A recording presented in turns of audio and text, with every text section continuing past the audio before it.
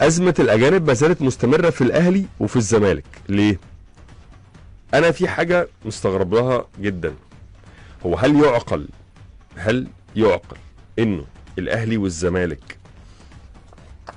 يبتدوا لقاءاتهم في بطوله الدوري وفي اكتر من نص الاجانب اللي موجودين في الفرقتين قاعدين على الدكه؟ ده انا شايفه مش مقبول وما ينفعش. انا اللي انا افهمه واعرفه انه الاجنبي اللي انا بجيبه وادفع فيه فلوس ده لازم يكون اجمد من اللي موجود بكتير. يعني ما ينفعش يبقى اللي هو ايه اصله مستوى اقل، اصله اللي مش عارف المصري جامد دلوقتي. لا، ما في، هو اللي انا جايبه من بره ده ودافع فيه دولارات وبديله فلوس مش طبيعيه وعمله صعبه وكل ده لازم يبقى اجمد من اللي موجود بكتير. يعني ما يقعدش على الدكه غير لو مصاب، يعني ما يطلعش بره ال 11 اساسيين ده غير لو مصاب بس. لكن فكره ان انت وهنا المشكله في الاهلي اكتر سيكا من الزمالك. ليه؟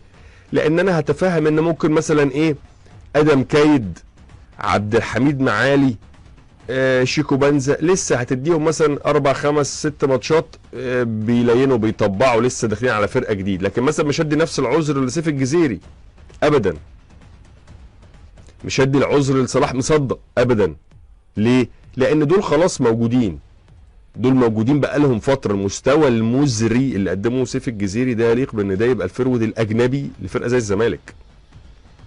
ان فرقه زي الاهلي تبقى باديه ماتش في الدوري بطوله الدوري مفيش غير محترف اجنبي واحد من 5 و4 قاعدين على الدكه، ده برضو انا بالنسبه لي ده مش مفهوم. انت يكون محمد علي بن رمضان بس هو اللي في الملعب، وجراديشار بره، اشرف بن شرقي بره، اشرف داري بره، ديانج بره.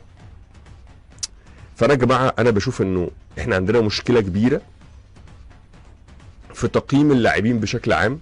يعني انا ما بفهمش على اي اساس ده يقول لك ده ب 60 وده ب 70 وده ب 80 وده ب 100 وده ب 40 وده ب 30. ما بقاش فاهم بيتم التقييم على اساس ايه. يعني بره بيبقى في شويه محددات، الراجل ده كاريره عامل ازاي، شخصيته عامله ازاي، اصاباته عامله ازاي، دولي ولا مش دولي، سنه قد ايه، يقدر يلعب في اكتر من مركز ولا. في بعض المعايير كرايتيريا كده، معايير بتدي لكل واحد فيها وزن نسبي. يعني مثلا السن ده بياخد مثلا بتدي له نقطه او نقطتين مثلا.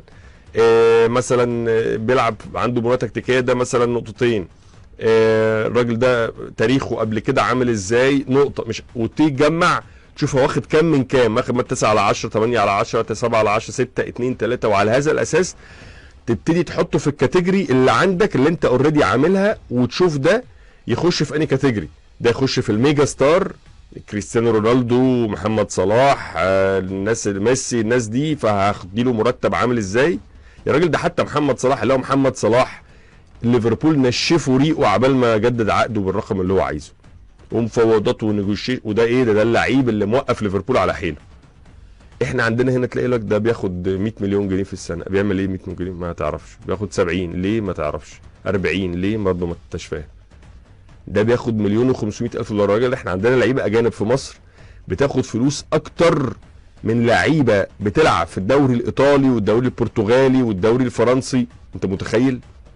طب اقول لك على حاجه، انت متخيل ان انت عندك لعيبه في مصر اجانب بياخدوا فلوس اكتر من مصطفى محمد اللي هو فرود مصر الاساسي اللي هو بيلعب في فرنسا اساسا، وغيره وغيره وغيره بقى. انا ممكن اجيب لك ده الموضوع ده لو اتفتح انا ممكن اجيب لكم كم اسماء لعيبه بتلعب في فرق جامده جدا في ايطاليا وفي فرنسا وفي البرتغال وفي هولندا وفي بلجيكا، فرق يعني اياكس بقى وفاينورد ومارسيليا، يعني فرق تقيله، يعني فرق منها اللي بيلعب في تشامبيونز ليج وبيلعب في اوروبا ليج وبياخدوا ارقام اقل من اللي بياخدوا لعيبه في مصر.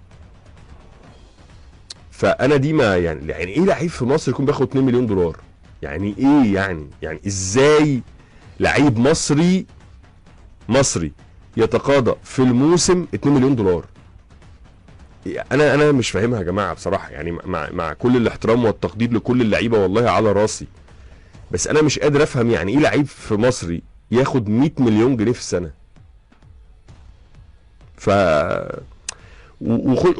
يعني طبعا ده موضوع فرعي دخلنا منه اساسا من موضوعنا الاساسي اللي هو موضوع ازمه الاجانب، اللي انا مش قادر افهم ازاي يبقى في عندنا لعيبه مصريين اجمد من الاجانب، واحنا برضه نروح نجيب اجانب ونديلهم فلوس. عارف لو الاجنبي ده مثلا انت جايبه ب 200 300 الف دولار، اللي هو زي اكنك جايب لعيب مصري ويمكن اقل كمان من اسعار لعيبه المصريين دلوقتي، اقول لك خلاص ماشي. لكن ده انت بتجيب في لعيبه يعني مثلا زيزو يا جماعه بياخد من 100 مليون جنيه في السنه، سيف الجزيري بياخد 700 الف دولار في السنه. اعلى لعيب يعني اللي هو بص اللي ما حصلش، اللي ما جابتوش ولاده في تونس ما بياخدش 300 يا راجل، ده 300 الف دولار 350، ده لو هو ده لو جايبين يعني ايه روماريو. صفاقسي رجع علي معلول اللي هو قائد الفريق ونجم تاريخي، وعملوا احتفال في ساحه وبص وشرط الكابتن وفاهم الدنيا قامت ما قعدتش، ودي له 500 الف دولار في السنه. فاحنا عندنا في حاجه غريبه في الارقام اللي بتدفع للعيبه، انا مش قادر افهمها سواء اجانب او مصريين. مش قادر افهم بناء على ايه. ما عنديش مشكله يا عم ان شاء الله ياخد 700 الف مليون دولار في السنه، رزقه وربنا يبارك له، بس اديني معايير. يعني انا بفهم مثلا انا راح اجيب العربيه دي عشان هي كذا كذا، ماركتها كذا، فالماركه دي بتدل ان عارفين ان الماركه دي المانيه، جوده معينه، عربيه 4 x 4، موتورها عامل ازاي، اوبشنز عامله ازاي، كذا كذا كذا، سعرها كذا. فدي اقل شويه دي اعلى شويه، ابقى فاهم كل واحده مواصفات دي ايه. لكن انت النهارده انت مش فاهم الفلوس بتدفع في ايه. دي حاجه. الحاجه الثانيه، لا اقتنع تماما وما بشتريش خالص فكره ان لعيب اجنبي يبقى جاي قاعد على الدكه نص الموسم، واصله لسه بيجيب فورمه، اصله لسه بيفكر، اصله لسه عنده مشكله شخصيه. لا، اللعيب الاجنبي ده بيجي ده على طول يجي يشتغل. ده ما ينفعش انه يبقى غايب لسوء مستوى، ولا غايب عشان مزاجه مش حلو، ولا غايب عشان ما لقاش نوع الجبنه اللي بيحبه في السوبر ماركت. لا، هو الاجنبي ده يجي لازم يبقى بيطلع نار من بقه. عارفين زي مين كده؟ زي كينو كده اللي كان في بيراميدز. ده بالنسبه لي هو ده التعريف الاجنبي. زي علي معلول مع الاهلي. يعني ما تفتكرش ان علي معلول غاب من الاهلي غير يا اما مصاب يا اما مصاب، ما تفتكرش حاجه تانية. يعني حتى الفتره الاخيره اللي ما كانش يلعب فيها كان راجع من الاصابه وكان كولر خلاص قافش عليه.